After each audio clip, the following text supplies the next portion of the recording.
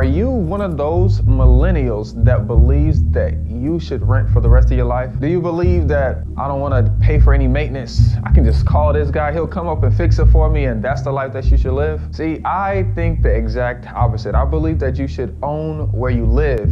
And so today I want to take some time to commit to you, to telling you, showing you why renting is not a good option. Let's get into it.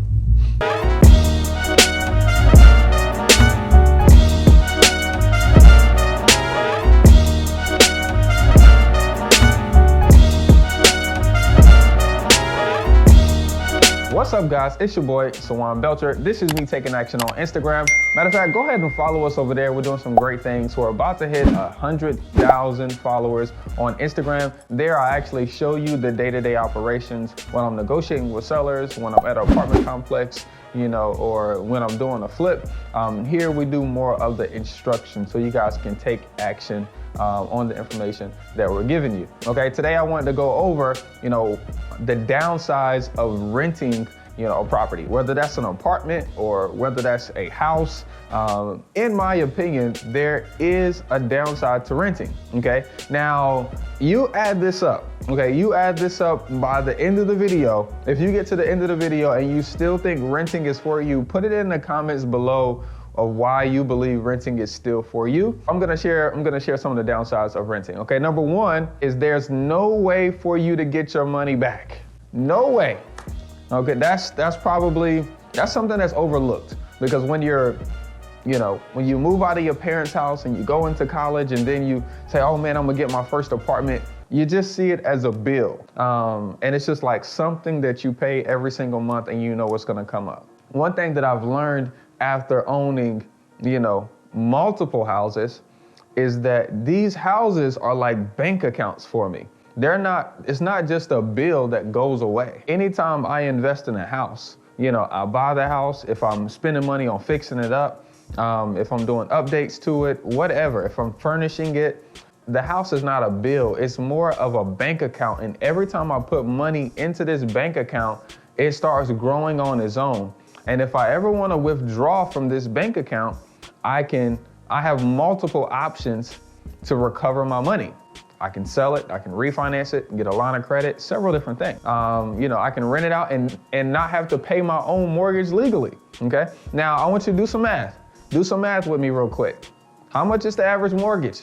These days in Greensboro, North Carolina, the average mortgage is $1,050. And you're gonna stay somewhere for at least 2 years.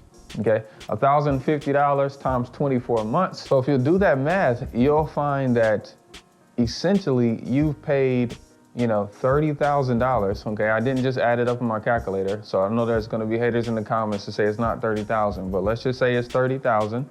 Over the last 2 years, you've given someone $30,000 to pay for their mortgage, to pay for their car note, to pay for their kids' school, and whatever else they wanted to use that money for. Most of the time, if you gave them a deposit when you first moved in, most of the time that landlord or property manager is gonna write off every little thing that's broken in the property, so that way they can keep as much of that deposit as possible. They don't necessarily want to give that back to you. But if you own a house and you're paying the mortgage, you're paying down principal.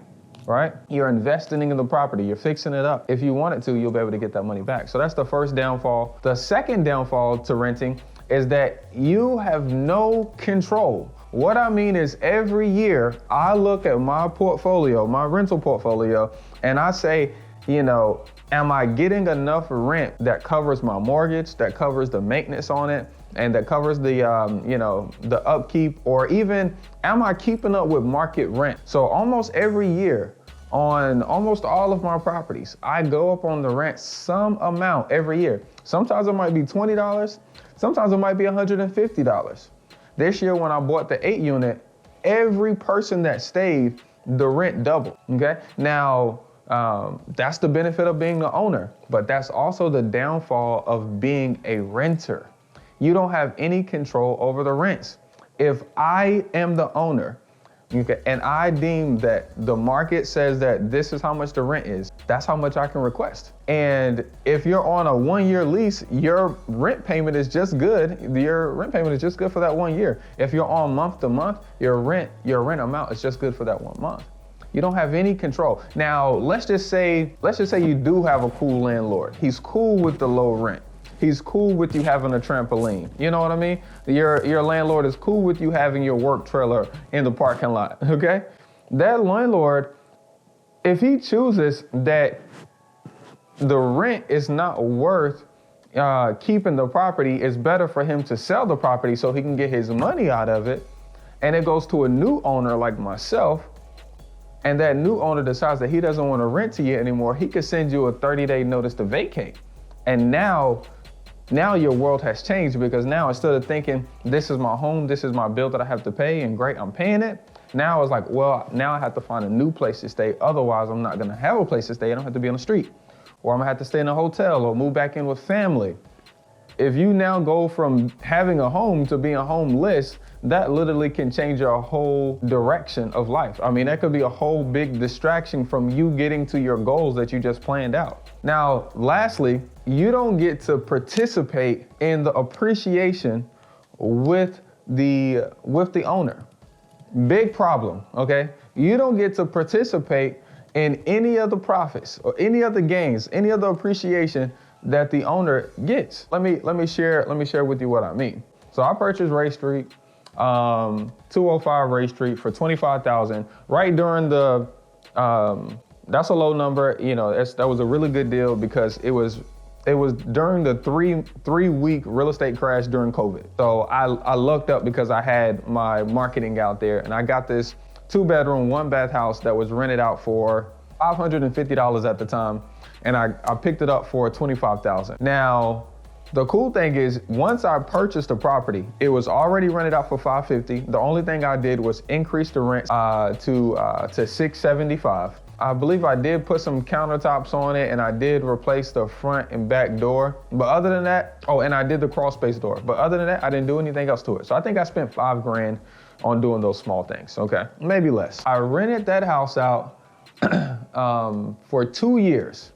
And I didn't do anything else to the property. When those people moved out, as is, I sold that property for $70,000, $70,000. So during that 2 years, I had an appreciation of $50,000. The tenants who were there helped me pay the mortgage. They paid me enough to keep my Escalade bill paid and my children's school bill paid and my personal house paid.